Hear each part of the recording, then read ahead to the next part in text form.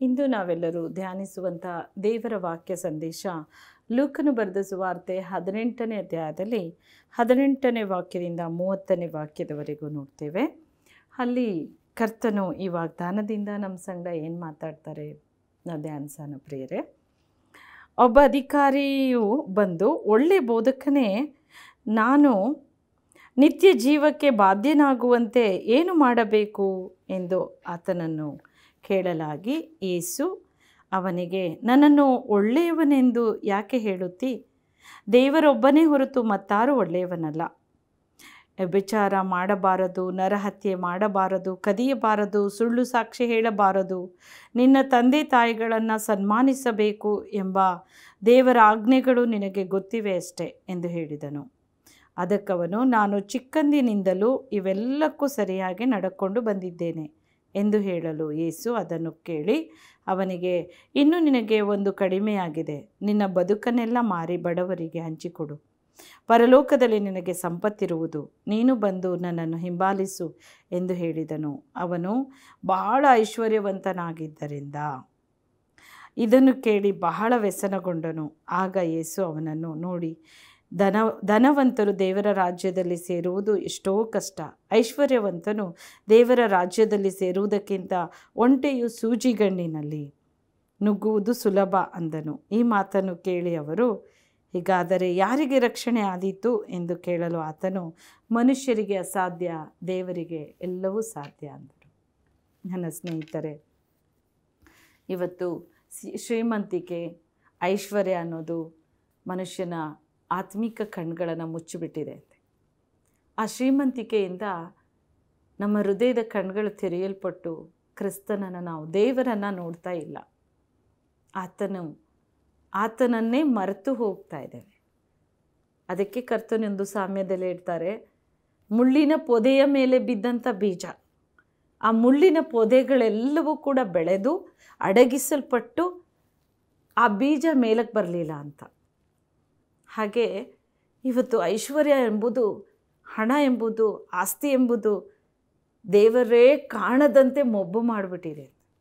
ನಮ್ಮ ಕಣ್ಗಳು ತೆರೆಯಲ್ಪಡಬೇಕು. ಇವತ್ತು ಈ ವಾಕ್ಯ ಸಂದೇಶದಿಂದ ಕರ್ತ ನಿಮ್ಮ ಸಂಗಡ ಮಾತಾಡ್ತಾ ಇದ್ದಾರೆ. ಇವತ್ತು ನೋಡಿ, ಐಶ್ವರ್ಯವಂತನು ದೇವರ ಬಳಿಗೆ ಬಂದು ಕೇಳ್ತಾನೆ, ಒಳ್ಳೆ ಬೋಧಕನೇ, ನಾನು ನಿತ್ಯ ಜೀವ ಸೇರಬೇಕಲ್ಲ, ಒಂದು ಕಡೆ ಆಸೆ ಇದೆ, ಏನು ಮಾಡಬೇಕು? ಅದಾಗ ದೇವ್ರು ಹೇಳಿದರು, ನಿನ್ನ ಎಲ್ಲ ಆಸ್ತಿ ಪಾಸ್ತಿನ ಮಾರಿ ಬಡವರಿಗೂ ಹಂಚಿ ನೀನು ನನ್ನ ಹಿಂದೆ ಬಾ. ಆದರೆ ದೇವ್ರ ಮಾತನ್ನು ಅವನು ಕೇಳಿದ್ನ, ತುಂಬ ಬೇಸರ ಆಗಿ ಅವನು ಹೊರಟು ಹೋಗ್ಬಿಟ್ಟ. ಅದಾಗ ದೇವ್ರು ಹೇಳಿದರು, ಧನವಂತರು ದೇವರ ರಾಜ್ಯದಲ್ಲಿ ಸೇರುವುದು ಬಹಳ ಕಷ್ಟ, ಬಹಳ ಕಷ್ಟ. ಅದೇ ನೋಡಿ, ಜಕ್ಕಾಯನನ್ನು ನೋಡ್ತೀವಿ. ಲೂಕನು ಬರೆದ ಸುವಾರ್ತೆ 19ನೇ ಅಧ್ಯಾಯದಲ್ಲಿ 1ನೇ ವಾಕ್ಯದಿಂದ 10ನೇ ವಾಕ್ಯದವರೆಗೂ. ಆ ಜಕ್ಕಾಯ ಬಹಳಷ್ಟು ಐಶ್ವರ್ಯವಂತ ಇದ್ದ ಅಲ್ವಾ. ಆತನು ದೇವರನ್ನು ನೋಡಲು ಅಪೇಕ್ಷೆ ಪಟ್ಟವನು. ಆದರೆ ಅವನ ಜೀವಿತ ಒಂದು ಬಹಳ ಮೌಲ್ಯವಾಗಿ ಪರಿವರ್ತನೆ ಆಯಿತು, ಚೇಂಜಸ್ ಆಯಿತು. ದೇವರನ್ನು ಆಸೆ ಪಟ್ಟ, ಮರ ಹತ್ತಿ ಬಂದು ಕುತ್ಕೊಂಡು ನೋಡ್ದ. ಆದರೆ ದೇವರು ಆತನನ್ನು ಅಪೇಕ್ಷೆ ಪಟ್ಟು ಆತನೇ ಸಮೀಪ ಬಂದು ಕೂಗಿ, ಜಕ್ಕಾಯನೇ ತಟ್ಟನೆ ಹಿಡಿದು ಬಾ, ನಾನು ಈ ಹೊತ್ತು ನಿನ್ನ ಮನೆಯಲ್ಲೇ ಉಳ್ಕೋತೇನೆ. ತನ್ನ ಮನೆಗೆ ಕರ್ಕೊಂಡೋದ.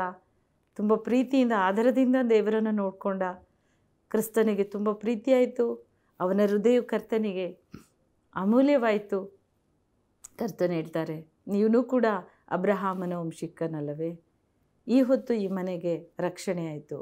ಈ ಹೊತ್ತು ಈ ಮನೆಗೆ ರಕ್ಷಣೆ ಆಯಿತು ಅಂತ ಹೇಳಿದಾಗ ಕರ್ತನು ಯಾವಾಗ ಹೇಳಿದ್ರು ಗೊತ್ತಾ ಪ್ರಿಯರೇ? ಅವನ ಆಸ್ತಿಯಲ್ಲಿ ಅರ್ಧ ಪಾಲನ್ನು ಬಡವರಿಗೆ, ನಾನು ಎಲ್ಲಿಂದ ಕಿತ್ತುಕೊಂಡಿದ್ದೇನೆ ಪ್ರತಿಯೊಂದನ್ನು ನಾನು ವಾಪಸ್ ಮಾಡ್ತೀನಿ ಅಂತ ಒಪ್ಪಿಕೊಂಡು, ತನ್ನ ಪಾಪವನ್ನು, ತನ್ನ ತಪ್ಪನ್ನು ಒಪ್ಪಿಕೊಂಡಾಗ ದೇವ್ರು ಹೇಳಿದರು, ಈ ಹೊತ್ತೇ ಈ ಮನೆಗೆ ರಕ್ಷಣೆ ಆಯಿತು. ನೋಡಿ, ಅಲ್ಲಿ ಜಕ್ಕಾಯ ಒಬ್ಬನನ್ನಲ್ಲ, ಅವನ ಇಡೀ ಕುಟುಂಬವನ್ನೇ ದೇವ್ರ ರಕ್ಷಣೆ ಕೊಟ್ಟರು. ಇವತ್ತು ಅದೇ ಪ್ರಕಾರ ನೀವು, ನಿಮ್ಮ ಕುಟುಂಬ ರಕ್ಷಿಸಲ್ಪಡಬೇಕು. ಆದರೆ ಇಲ್ಲಿ ಒಬ್ಬ ಯೌವನಸ್ಥ ಶ್ರೀಮಂತನು ಅದೆಷ್ಟು ವ್ಯಸನಗೊಂಡು ಹೋಗ್ತಾ ಇದ್ದಾನೆ ನೋಡಿ. ಆತನು ನೋಡ್ತಾ ಇದ್ದಾನೆ, ಧನವಂತನಾತನು, ಬಹಳಷ್ಟು ಆಸ್ತಿವಂತ, ತುಂಬ ಆಸ್ತಿ ಪಾಸ್ತಿಗಳಿತ್ತು ಅವನಿಗೆ. ಆ ಆಸ್ತಿವಂತನಿಗೆ ಒಂದು ಕಡೆ ಆಸ್ತಿ ಮೇಲೆ, ಹಣದ ಮೇಲೆ, ಅವನ ಆಸ್ತಿ ಪಾಸ್ತಿಗಳ ಮೇಲೆ ಒಂದು ಕಡೆ ಆಸೆ ಇದ್ದರೆ, ಅದರ ಮೇಲೆ ಒಂದು ಪ್ರೀತಿ ಇದ್ದರೆ, ಇನ್ನೊಂದು ಕಡೆ ನಾನು ಪರಲೋಕ ಹೋಗಬೇಕಲ್ಲ ಆ ಆಸೆ ಕೂಡ ಇದೆ ಅವನಿಗೆ. ನಿಮಗೂ ಕೂಡ ಹಾಗೆ ಇರ್ಬೋದು. ಆದರೆ ನಿಮ್ಮ ಆಸ್ತಿ ಪಾಸ್ತಿಗಳು ನಿಮ್ಮನ್ನು ತಡೀತಾ ಇದೆಯಾ? ಅದನ್ನೆಲ್ಲ ಮಾರಿ ಇನ್ನೆಲ್ಲ ನೀವು ಬಡವರಾಗ್ರಿ ಅಂತ ಕರ್ತನ ಹೇಳೋದಿಲ್ಲ. ಆದರೆ ದೇವರು ಹೇಳ್ತಾ ಇರೋದು ಅದರ ಮೇಲೆ ಆಸೆ ಇಡಬೇಡ್ರಿ. ಅನ್ಯಾಯದ ಬೇಡ. ನೀವು ಸಂಪಾದನೆ ಮಾಡಿದ್ದು ಭಾಳಷ್ಟು ಆಸ್ತಿ ಪಾಸ್ತಿಗಳು ನಿಮ್ಮ ಹತ್ರ ಇರ್ಬೋದು. ಆದರೆ ಅದರ ಮೇಲೆ ಆಸೆ ಇಟ್ಟಾಗ, ಅದನ್ನೇ ನೀನು ಪ್ರೀತಿಸುವಾಗ ಅದು ಪರಲೋಕ ರಾಜ್ಯನ ನಿನ್ನಿಂದ ಬಿಡಿಸುತ್ತೆ. ಆಸ್ತಿ ಪಾಸ್ತಿಗಳ ಮೇಲೆ ಪ್ರೀತಿಯನ್ನು ಇಡಬೇಡ, ದೇವರ ಮೇಲೆ ಪ್ರೀತಿ ಇಡು. ದೇವರನ್ನು ಪ್ರೀತಿಸು. ಜ್ಞಾನೋಕ್ತಿ 8ನೇ ಅಧ್ಯಾಯದಲ್ಲಿ 17-18 ವಾಕ್ಯ. ಈ ವಾಕ್ಯ ನಾನು ಯಾವಾಗಲೂ ಧ್ಯಾನಿಸ್ಕೊತೇನೆ. ನನ್ನ ಹೃದಯದಲ್ಲಿ ಆ ಮಾತು ತುಂಬ ಮುದ್ರಿತವಾಗಿದೆ.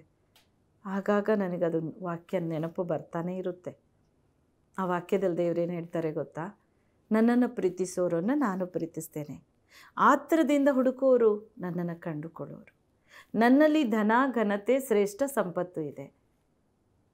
ನೋಡಿ, ದೇವರನ್ನು ನಾವು ಪ್ರೀತಿ ಮಾಡಿದರೆ ಆತ ನಮ್ಮನ್ನು ಪ್ರೀತಿಸ್ತಾರೆ. ಆತನ ಹಿಂದೆ ಧನ ಘನತೆ ಶ್ರೇಷ್ಠ ಸಂಪತ್ತು ಆಸ್ತಿ ಗೌರವ ಎಲ್ಲ ನಮ್ಮನ್ನು ಹುಡುಕಿಕೊಂಡು ಬರುತ್ತೆ. ಇವತ್ತು ಇದೆ, ಬಹಳಷ್ಟು ಇದೆ ನಿಮಗೆ. ಆದರೆ ಇದ್ದರೂ ದೇವರು ಕೊಟ್ಟಿರ್ಬೋದು, ಅದರ ಮೇಲೆ ಪ್ರೀತಿ ಇಡಬೇಡ್ರಿ. ಹೇರಳವಾಗಿ ಕರ್ತನ ಸುರಿಸ್ತಾರೆ, ದೇವರ ಮೇಲೆ ಪ್ರೀತಿ ಇಡ್ರಿ. ಈ ಯವನಸ್ಥ ಧನವಂತನು ಅವನಿಗೊಂದು ಆಸೆ ಇದೆ, ನಾನು ಪರಲೋಕ ಹೋಗಬೇಕಲ್ಲ. ಆದರೆ ಅವನನ್ನು ಯಾವುದು ತಡೀತಾ ಇದೆ? ಅವನು ಸಂಪಾದನೆ ಮಾಡಿದ ಆಸ್ತಿ ಪಾಸ್ತಿಗಳು. ಅವನಲ್ಲಿ ಬಹಳಷ್ಟು ಆಸ್ತಿವಂತ, ತುಂಬ ಆಸ್ತಿ ಇತ್ತು ಅವನ ಹತ್ರ. ಅದೇ ಅವನಿಗೆ ಪರಲೋಕಕ್ಕೆ ನಿತ್ಯ ಜೀವಕ್ಕೆ ಹೋಗೋಕ್ಕೆ ಅದು ಅಡ್ಡಿಯನ್ನುಂಟು ಮಾಡ್ತಾ ಇದೆ. ನನ್ನ ಸ್ನೇಹಿತರೆ, ಇವತ್ತು ನಿಮ್ಮ ಹತ್ರ ಏನೆಲ್ಲ ಇರ್ಬೋದು, ಆ ಆಸ್ತಿ ಪಾಸ್ತಿನೇ ದೇವರಿಂದ ನಿಮಗೆ ಅಡ್ಡಿಯನ್ನು, ದೇವರ ಸಮೀಪಕ್ಕೆ ಹೋಗದಂತೆ ಅದು ತಡೆಯನ್ನಾಗ್ತಾ ಇದೆ. ಅದರ ಮೇಲೆ ನಿಮ್ಮ ಪ್ರೀತಿ ಇಡಬೇಡ್ರಿ.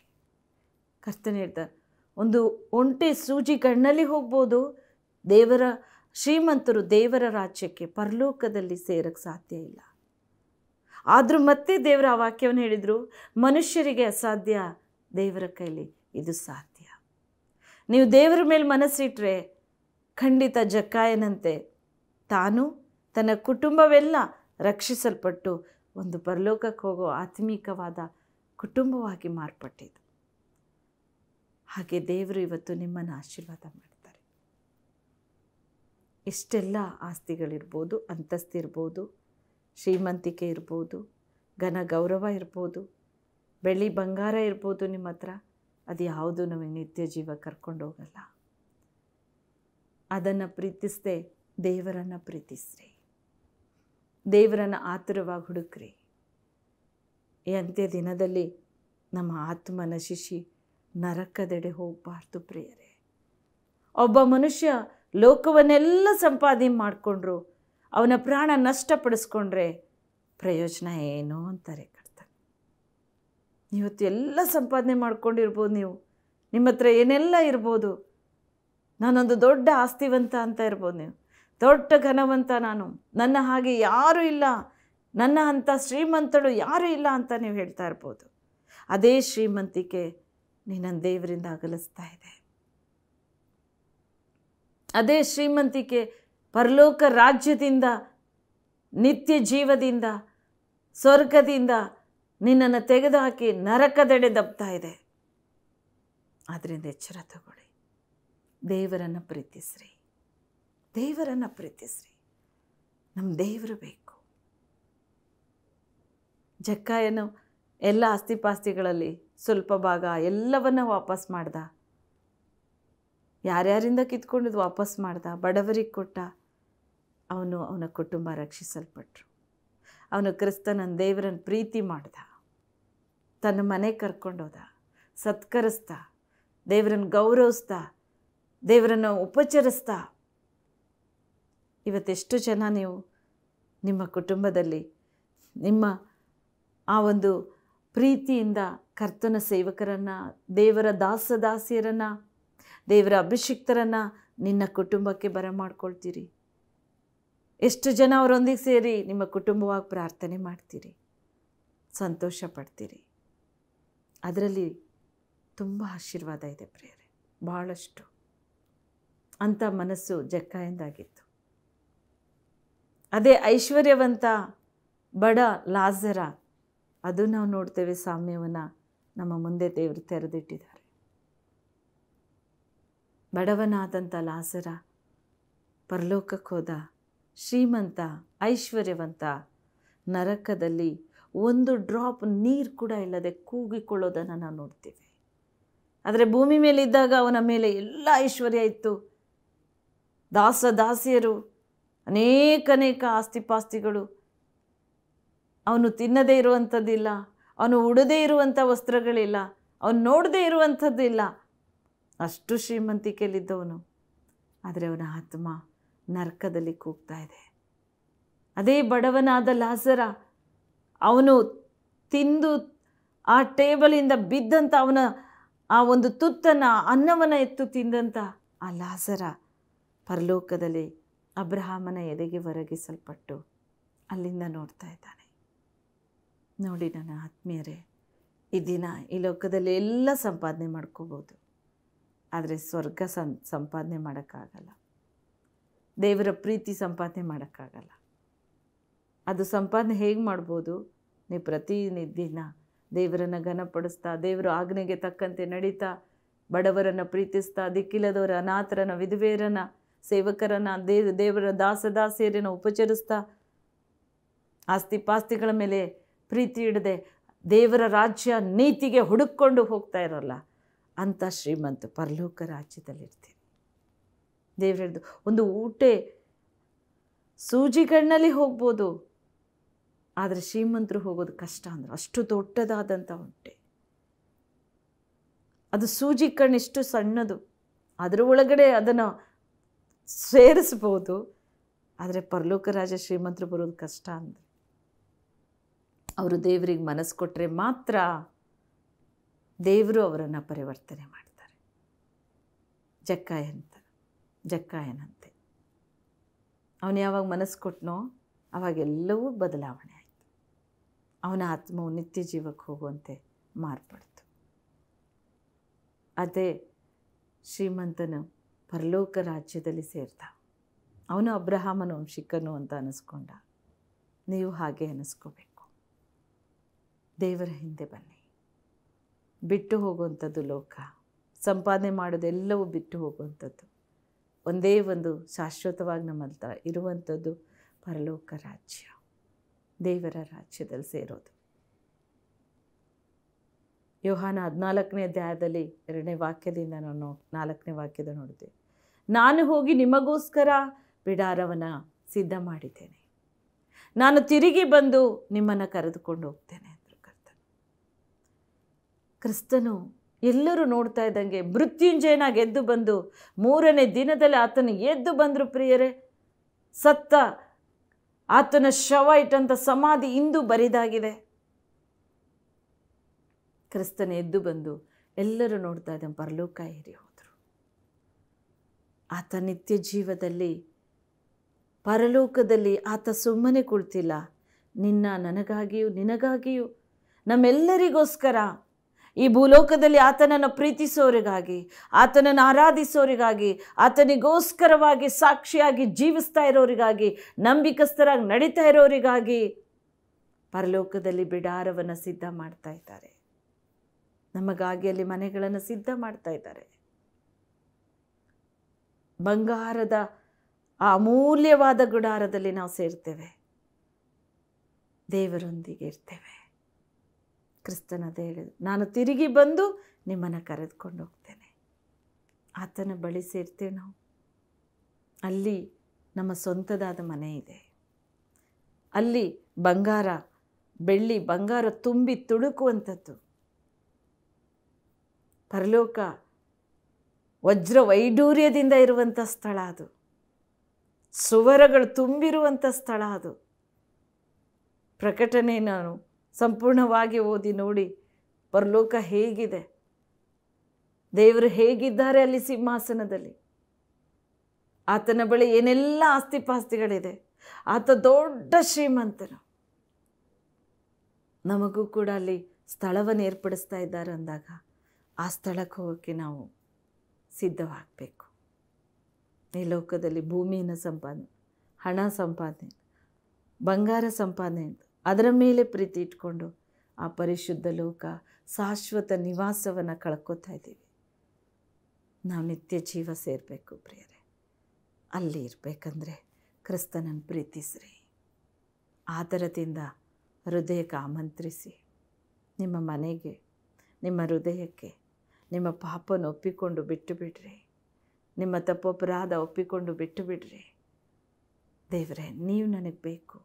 ನೀನು ಎತ್ತಲಾರದ ಆಸ್ತಿ, ನೀನು ಎತ್ತಲಾರದ ಪಾಲು ಸ್ವಾಮಿ. ನನ್ನ ಪಾಲು ಪಾನ ನೀನೇ ಆಗಿದೆಯಾ. ದೇವರನ್ನು, ಆತನನ್ನು ಪ್ರೀತಿಸ್ರಿ, ಆತನನ್ನು ಹುಡುಕ್ರಿ. ಆತ ಸಿಗ್ತಾರೆ. ತಡವಾಡಿಸ್ರಿ. ಇದು ಸಮಯ. ಆ ಶ್ರೀಮಂತನು ಭಾಳಷ್ಟು ಶ್ರೀಮಂತಿಕೆ ಇತ್ತು, ಆಸ್ತಿಪಾಸ್ತಿಗಳಿತ್ತು. ಅದಕ್ಕೋಸ್ಕರ ಅವನೇನು ಮಾಡ್ದ ನೋಡಿ ಪ್ರಿಯರೇ. ಆಗ ಯೇಸು ಅವನನ್ನು ನೋಡಿ, ಧನವಂತರು ದೇವರ ರಾಜ್ಯಕ್ಕೆ ಸೇರುವುದು ತುಂಬ ಕಷ್ಟ. ಆದರೆ ಆತನಿಗೊಂದು ಮಾತು ಹೇಳಿದರು ದೇವರು, ಒಳ್ಳೆಯದು. ಈಗೋ ಸುಳ್ಳು ಸಾಕ್ಷಿ ಹೇಳಬಾರದು, ಕದಿಬಾರ್ದು, ನರಹತ್ಯೆ ಮಾಡಬಾರ್ದು, ತಂದೆ ತಾಯಿಗಳನ್ನು ಸನ್ಮಾನಿಸಬೇಕು ಎಂಬ ದೇವರ ಆಜ್ಞೆಗಳು ಹೀಗೆ ಗೊತ್ತಿವೆ ಅಷ್ಟೆ ಎಂದು ಹೇಳಿದನು. ಅದಕ್ಕವನು, ನಾನು ಚಿಕ್ಕಂದಿನಿಂದಲೂ ಇವೆಲ್ಲಕ್ಕೂ ಸರಿಯಾಗಿ ನಡ್ಕೊಂಡಿದ್ದೇನೆ ದೇವರೇ. ಇದೆಲ್ಲವನ್ನು ನಾನು ಭಾಳ ಚೆಂದಾಗಿ ಅನುಸರಣೆ ಮಾಡ್ತಾ ಇದ್ದೇನೆ. ಆದರೆ ಇವೆಲ್ಲವಕ್ಕೂ ಸರಿಯಾಗಿ ನಾನು ಚಿಕ್ಕಂದಿನಿಂದಲೂ ನಡ್ಕೊಳ್ತಾ ಬಂದಿದ್ದೇನೆ ಎಂದು ಹೇಳಲು ಯೇಸು ಅದನ್ನು ಕೇಳಿ ಅವನಿಗೆ, ಇನ್ನು ನಿನಗೆ ಒಂದು ಕಡಿಮೆ ಆಗಿದೆ. ನಿನ್ನ ಬದುಕನ್ನೆಲ್ಲ ಮಾರಿ ಬಡವರಿಗೆ ಹಂಚಿಕೊಡು, ಪರಲೋಕದಲ್ಲಿ ನಿನಗೆ ಸಂಪತ್ತಿರುವುದು. ನೀನು ಬಂದು ನನ್ನನ್ನು ಹಿಂಬಾಲಿಸುವೆ. ಇದೆಲ್ಲ ಸರಿಯಾಗಿ ಚಿಕ್ಕದ್ರಿಂದ ಅನುಸರಣೆ ಮಾಡ್ತಿದ್ದೆ, ಆದರೆ ಒಂದು ಕಡಿಮೆ ಆಗಿದೆ. ನಿನ್ನ ಬದುಕನ್ನು ಮಾರಿ ನೀವು ಭಾಳಷ್ಟು ಆಸ್ತಿವಂತನಿದೆ, ಅನೇಕರಿಗೆ ಹಂಚು. ನೀನು ತಿನ್ನೋದ್ರಲ್ಲಿ ಇನ್ನೊಂದು ಸ್ವಲ್ಪ ಬೇರೆಯವ್ರಿಗೆ ಕೊಟ್ಟು ತೃಪ್ತನಾಗು. ಇವತ್ತು ಅನೇಕ ಶ್ರೀಮಂತರ ನಾವು ನೋಡ್ತೇವೆ, ಎಲ್ಲ ನಮಗೇ ಬೇಕು ಅಂತಾರೆ ಹೊರತು ಕೈ ಎತ್ತಿ ಯಾರಿಗೂ ಬಡವರಿಗೆ ಕೊಡೋದಿಲ್ಲ, ಸೇವೆ ಕೊಡೋದಿಲ್ಲ, ಸಭೆ ಕೊಡೋದಿಲ್ಲ, ಸೇವಕರನ್ನು ಸನ್ಮಾನಿಸೋದಿಲ್ಲ. ಯಾವುದಕ್ಕೂ ಕೊಡೋಕೆ ಅವ್ರಿಗೆ ಮನಸ್ಸು ಬರಲ್ಲ. ಆದರೆ ಪರಲೋಕ ರಾಜ್ಯ ಬೇಕು. ಅದೇ ವ್ಯಕ್ತಿ ಇವನು. ಆ ಥರದ್ದೇ ಶ್ರೀಮಂತಿಕೆ, ಎಲ್ಲವೂ ನನಗೇ ಬೇಕು ಅನ್ನುವಂಥ ಶ್ರೀಮಂತ ಇವನು. ಆದರೆ ದೇವರು ಹೇಳ್ತಾರೆ, ನಿನಗೆ ಒಂದು ಕಡಿಮೆ ಆಗಿದೆ ಅಂದಾಗ ದೇವರು, ಅವನು ಬಹಳ ಐಶ್ವರ್ಯವಂತನಾದ್ದರಿಂದ ಇದನ್ನು ಕೇಳಿ ಬಹಳ ವ್ಯಸನಗೊಂಡನು. ಆಗ ಯೇಸು ಅವನನ್ನು ಬಹಳ ವ್ಯಸನಗೊಂಡನು. ಅದನ್ನು ಕೇಳಿ ನೀನು ಬದುಕನ್ನೆಲ್ಲ ಹಂಚಿಬಿಡು ಅಂದಾಗ ಯಾರಿಗಿಷ್ಟ ಆಗುತ್ತೆ? ಆದರೆ ಅದೇ ಪ್ರಕಾರ ಜಕ್ಕ ಏನು ಮಾಡ್ದ? ತನ್ನಲ್ಲಿರೋದನ್ನು ಯಾರ್ಯಾರಿಂದ ಕಿತ್ಕೊಂಡಿದ್ದೇನೋ, ಎಲ್ಲೆಲ್ಲಿಂದ ತಂದಿದ್ದೇನೋ, ಸ್ವಾಮಿ ವಾಪಸ್ ಮಾಡ್ತೇನೆ ಅಂದ. ಆದರೆ ಈ ಮನುಷ್ಯ ಹಾಗಿರಲಿಲ್ಲ. ಭಾಳಷ್ಟು ಶ್ರೀಮಂತನಾದ್ರಿಂದ ವ್ಯಸನಗೊಂಡ. ಮನಸ್ಸಲ್ಲಿ ಬೇಸರ ಆಯಿತು, ನಾನು ಬೇರೆಯವ್ರಿಗೆ ಕೊಟ್ಬಿಟ್ರೆ ಶ್ರೀಮಂತ ಅನ್ನೋ ನನ್ನ ಹೆಸರು, ಈ ಲೋಕದಲ್ಲಿ ನಾನು ದೊಡ್ಡ ಐಶ್ವರ್ಯವಂತ ಅನ್ನೋ ಹೆಸರಿದೆ. ಹಾಗೆ ಕೆಲವರು ನಾನು ಐಶ್ವರ್ಯವಂತನ ಅನ್ನಿಸ್ಕೋಬೇಕು, ನಾನು ದೊಡ್ಡ ವ್ಯಕ್ತಿ ಅನ್ನಿಸ್ಕೋಬೇಕು, ನಾನು ಹಾಗಿರಬೇಕು ಹೀಗಿರಬೇಕು ಅಂತ ನಿಮ್ಮ ಹೆಸರನ್ನು ಮೇಲಕ್ಕೆ ತರ್ತೀರಿ. ದೇವರ ಹೆಸರನ್ನು ಮೇಲಕ್ಕೆ ತರಲ್ಲ. ಅವರಿಗೆ ಪರಲೋಕ ರಾಜ್ಯ ಆ ಐಶ್ವರ್ಯವಂತನು ಲಾಜರನಂತೆ. ಐಶ್ವರ್ಯವಂತನು ಹೇಗೆ ನರಕದಲ್ಲಿ ಯಾತನೆ ಪಟ್ಟನೋ ಆ ಆತ್ಮ ನಶಿಸಿ ಹೋಗುತ್ತೆ. ಪ್ರಿಯರೇ, ಎಚ್ಚರವಾಗ್ರಿ. ಕರ್ತನೇ, ನೀನು ನನಗೆ ಬೇಕು. ನೀನು ನನ್ನ ಎತ್ತಲಾರದ ಪಾಲು. ನನ್ನಲ್ಲಿರೋದೆಲ್ಲ ನಿನ್ನದೇ ಸ್ವಾಮಿ, ನಿನ್ನದೇ. ನೀನೇ ಕೊಟ್ಟಿದ್ದು, ಇವೆಲ್ಲ ನಿನ್ನದೇ ದೇವರೇ ಅಂತ ಹೇಳು. ಇನ್ನೂ ಅಧಿಕವಾಗಿ ದೇವರು ನಿನ್ನನ್ನು ಆಶೀರ್ವದಿಸ್ತಾರೆ. ಇನ್ನೂ ಹೆಚ್ಚಾಗಿ ದೇವರು ಉನ್ನತ ಸ್ಥಾನಕ್ಕೆ ಇಡ್ತಾರೆ. ನಿನ್ನಲ್ಲಿರೋದನ್ನು ಅನೇಕರಿಗೆ ಹಂಚಿ ತಿನ್ನು. ದೇವರು ಇನ್ನೂ ಹೆಚ್ಚಾಗಿ ಸೇರಿಸ್ತಾ ಬರ್ತಾರೆ. ಮೊದಲನೆಯ ಆ ಒಂದು ಸ್ಥಾನ ದೇವರಿಗೆ ಕೊಡು. ಮೊದಲು ನಮ್ಮ ಹೆಸರಲ್ಲ, ಆತನ ನಾಮ ಮಹಿಮೆ ಆಗಬೇಕು. ಏಸು ಏಸು ಆತನ ಹೆಸರು, ಆ ನಾಮ ಮಹಿಮೆ ಪಡಿಸ್ಬೇಕು.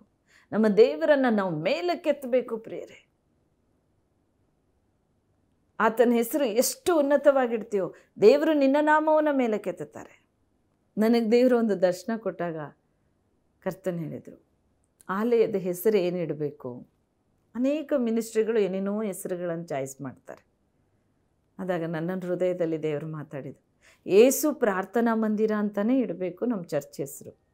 ಏಸು, ಆ ಹೆಸರು ದೇವರ ನಾಮ ಮೇಲಕ್ಕೆತ್ತಬೇಕು ನಾವು. ಇನ್ನು ನಾವೊಂದು ಮ್ಯಾಗ್ಝಿನ್ ಮಾಡಿದ್ವು. ಮ್ಯಾಗ್ಝಿನ್ ಮಾಡಬೇಕಾದ್ರೂ ಅಲ್ಲಿ ಮ್ಯಾಗ್ಝಿನಿಗೆ ಪರ್ಮಿಷನ್ ಕೊಡೋ ಟೈಮಲ್ಲೂ ನನಗೆ 3 ಹೆಸರನ್ನು ಚಾಯ್ಸ್ ಮಾಡಿ ಹಾಕಬೇಕು ನೀವು. ಅದರಲ್ಲಿ ಯಾವುದು ನಿಮ್ಮದು ಸೆಲೆಕ್ಟ್ ಆಗಿ ಬರುತ್ತೋ ನಮಗೆ ಗೊತ್ತಿರಲ್ಲ. ಅದು ಸೆಲೆಕ್ಟ್ ಆಗಿ ಬರುತ್ತೋ ಅದನ್ನೇ ನೀವು ನಿಮ್ಮ ಮಾಸಪತ್ರಿಕೆಯಾಗಿ ನೀವು ಉಪಯೋಗಿಸ್ಬೇಕು, ಆ ಹೆಸರನ್ನು ಟೈಟಲ್ ಆಗಿ ಅಂದರು. ನಾನು ಅದರಲ್ಲಿ ಏನು ಮಾಡೋದು ಸ್ವಾಮಿ, ನನ್ನ ಭಾಳ ಬಯಕೆ, ನನ್ನ ಭಾಳ ಪ್ರೇಯರ್ ರಿಕ್ವೆಸ್ಟ್ ಹೊಂದಿದೆ. ಗುಣಪಡಿಸೋ ಯೇಸು ಅಂತ ನಿನ್ನ ಹೆಸರನ್ನೇ ಹೇಳಬೇಕಪ್ಪ, ಆ ಒಂದು ಹೆಸರು ನನಗೆ ಬೇಕು ದೇವರೇ ಅಂತ ಅಲ್ಲೆಲ್ಲ ಫಿಲಪ್ ಮಾಡಬೇಕಾದ್ರೆ ನಾನು ಗುಣಪಡಿಸೋ ಯೇಸು ಅಂತಲೇ ಹಾಕಿದೆ. ಅದ್ಭುತ ಸ್ವರೂಪನು, ಸಮಾಧಾನ ಪ್ರಭು, ನನಗೆ ಮನಸ್ಸಿರಲಿಲ್ಲ. ಈ 3 ಚಾಯ್ಸ್ ಮಾಡಿ ಬಂದೆ. ನನಗೆ ಡೆಲ್ಲಿಯಿಂದ ಪರ್ಮಿಷನ್ ಆಗಿ ಬಂದಿದ್ದೆ. ಯಾವುದು ಗೊತ್ತಾ ಪ್ರಿಯರೇ? ಗುಣಪಡಿಸುವ ಯೇಸು ನನ್ನ ದೇವರ ನಾಮನೇ. ದೇವರ ನಾಮ ಮೇಲಕ್ಕೆತ್ತರೆ. ಇವತ್ತು ಆ ಗುಣಪಡಿಸುವ ಯೇಸು ಮ್ಯಾಗ್ಝಿನ್ ಅಷ್ಟೇ ಅಲ್ಲ, ನಮ್ಮ ಟಿ ವಿ ಪ್ರೋಗ್ರಾಮ್ಗಳು ಕೂಡ ಗುಣಪಡಿಸುವ ಯೇಸು ಆ ಹೆಸರಿನಲ್ಲಿ ಅನೇಕ ಮಹತ್ ಕಾರ್ಯಗಳನ್ನು, ಅದ್ಭುತವನ್ನು ಮಾಡ್ತಾಯಿದೆ. ಯೇಸು ಸ್ವಾಮಿನೇ ಅದ್ಭುತ ಮಾಡೋದು. ಯೇಸು ಸ್ವಾಮಿನೇ ನಮಗೆ ಆಶೀರ್ವಾದ. ಯೇಸು ಸ್ವಾಮಿನೇ ನಮಗೋಸ್ಕರ ನಮ್ಮ ಪಾಪಕ್ಕಾಗಿ ಶಿಲುಬೆ ಮೇಲೆ ಜಜ್ಜಲ್ಪಟ್ಟಿದ್ದು. ಯೇಸು ಸ್ವಾಮಿನೇ ಸೈತಾನ್ ತಲೆನ ಜಜ್ಜಿದ್ದು. ಯೇಸು ಸ್ವಾಮಿನೇ ನಿತ್ಯ ಜೀವಕ್ಕೆ ನಮ್ಮನ್ನು ಕರೆದೊಯ್ಯುವ ಆತನು. ಆತನೇ ಮಾರ್ಗ. ಯೇಸು ಆ ಹೆಸರು ಮೇಲಕ್ಕೆತ್ತಾನ. ಇವತ್ತೆಷ್ಟು ಶ್ರೀಮಂತಿಕೆ ಇರ್ಬೋದು, ನಮ್ಮ ಹೆಸರು ಏನೆಲ್ಲ ಇರ್ಬೋದು, ಆದರೆ ನಮ್ಮ ಹೆಸರಿಂದ ಏನೂ ಪ್ರಯೋಜನ ಇಲ್ಲ. ಆದರೆ ದೇವರ ನಾಮದಿಂದ ಎಲ್ಲವೂ ಆಗುತ್ತೆ. ದೇವರನ್ನು ಘನಪಡಿಸಿ. ಮನುಷ್ಯನಿಗೆ ಅಸಾಧ್ಯ, ದೇವರಿಗೆಲ್ಲವೂ ಸಾಧ್ಯ.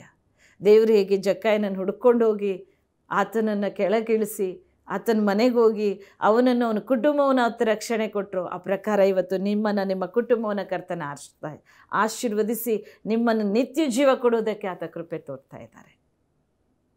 ಈ ಲೋಕ ಎಲ್ಲ ಸಂಪಾದನೆ ಮಾಡಿರ್ಬೋದು, ದೇವರೇ ಅವೇನು ನನಗಲ್ಲ, ನೀನು ಬೇಕು ಕರ್ತನೆ ಅಂತ ಕೇಳ್ರಿ. ಈ ದಿನ ದೇವರು ನಿನ್ನನ್ನು ಅದ್ಭುತ ಸ್ವರೂಪನ ಕರ್ತನು ಅಚ್ಚರಿಪಡೋ ರೀತಿಯಲ್ಲಿ ಬಿಡುಗಡೆ ಕೊಡ್ತಾರೆ. ನಮ್ಮ ಆಸೆ ಪಾಸೆಗಳು ಲೋಕದ ಆಸ್ತಿ ಮೇಲಲ್ಲ, ದೇವರ ಮೇಲೆ ಹೋಗಲಿ. ಇನ್ನು ಅಧಿಕವಾದ ಶ್ರೀಮಂತಿಕೆ, ಅಧಿಕವಾದ ಸ್ಥಾನ, ಮಾನ, ಗೌರವ ದೇವರು ಕೊಡಿಸ್ತಾರೆ.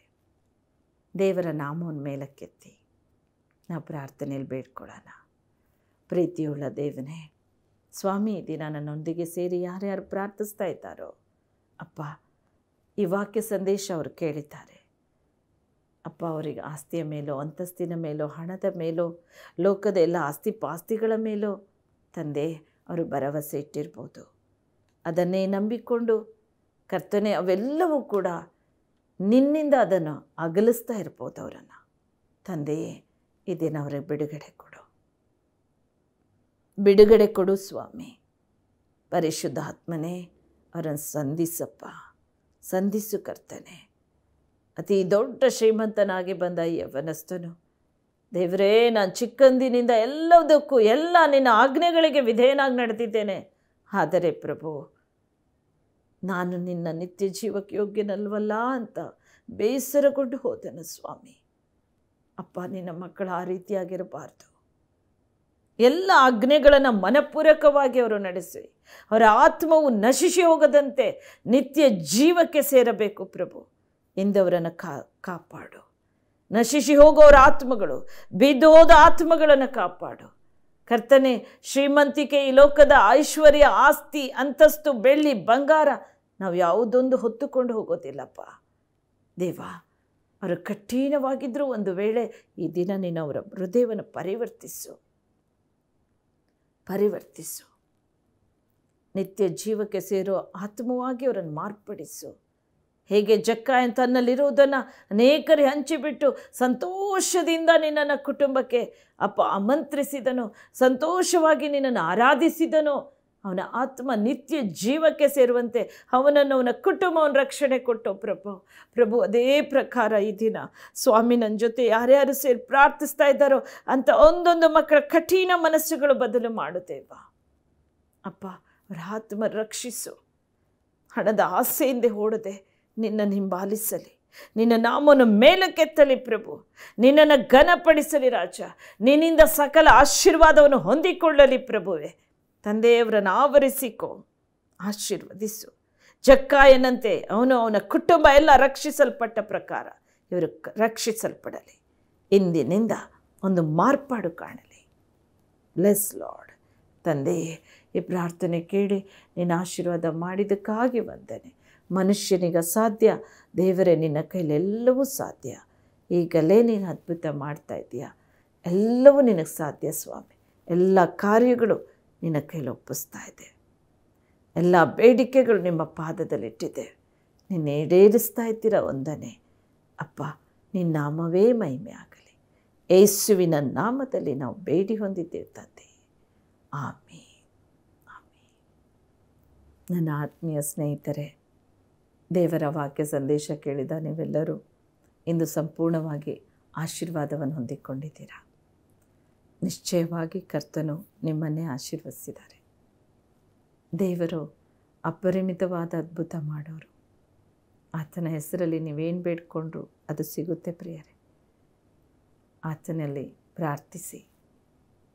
ನಮಗಾಗಿಯೂ ನಮ್ಮ ಸೇವೆಗಾಗಿಯೂ ನೀವು ಸದಾ ಜೊತೆ ಇರ್ರಿ. ಕರ್ತ ನಿಮ್ಮನ್ನು ಆಶೀರ್ವದಿಸಿ ಹೇರಳವಾಗಿ ಆಶೀರ್ವದಿಸಿ ಉನ್ನತ ಸ್ಥಾನದಲ್ಲಿರ್ತಾರೆ.